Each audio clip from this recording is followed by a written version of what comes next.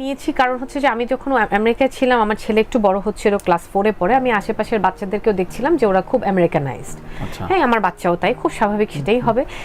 আমি আসলে এটা নিতে পারছিলাম না, কারণ আমি তো আমার বাবা মার সাথে এভাবে করে কখনো কথা বলিনি। আমার বাচ্চারা কেন, I don't care, I don't know why I have to do it, you do ইট।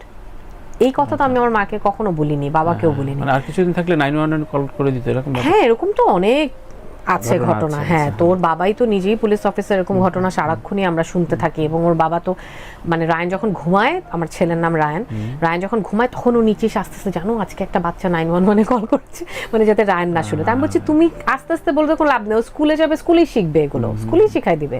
ওদের স্কুলে এটা শেখাচ্ছে।